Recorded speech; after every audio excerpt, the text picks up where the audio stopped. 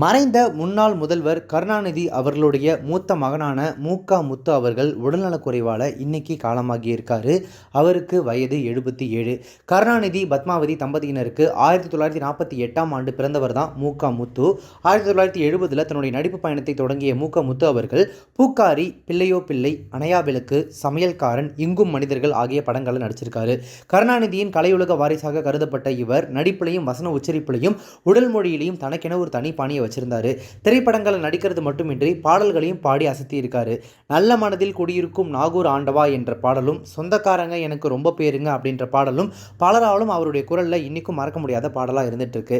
கடைசியாக 2008ஆம் ஆண்டு இசையமைப்பாளர் தேவா அவர்களுடைய இசையில மாட்டுத்தாவணி திரைப்படத்தில் ஒரு பாடலை பாடியிருக்காரு. நடிகை வெண்ணிராடை நிர்மலாவுடன் மு.க. முத்து நடித்த பெரும்பாலான படங்கள் வெற்றி படங்களாக அமைஞ்சிருக்கு.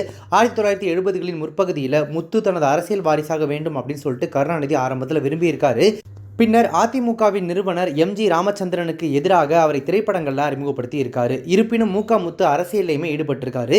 மு.க. முத்துவுக்கு சிவகாம சுந்தரி அப்படின்றவரோட திருமணம் நடத்தி வைக்கப்பட்டிருக்கு.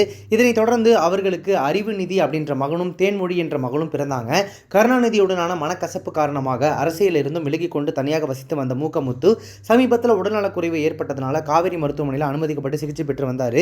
அப்போது முதல்வர் ஸ்டாலின் நேரில் போயிட்டு பார்த்து நலம் விசாரிச்சார். இந்த நிலையில் உடல்நலக்குறைவு காரணமாக இன்றைக்கு காலையில் 8 மணி அளவில் அவர் உயிரிழந்திருக்காரு. அவருடைய உடலுக்கு முதல்வர் மு.க. ஸ்டாலின் அவர்கள் நேரில் போயிட்டு அஞ்சலி செலுத்தியிருக்காரு. மூத்த நிர்வாகிகளும் நேரில் சென்று அஞ்சலி செலுத்தியிருக்காங்க. திமுகவினரும் திரையுலகினரும் மு.க. முத்துவுக்கு இரங்கல் தெரிவிச்சுட்டு வந்துட்டு இருக்காங்க.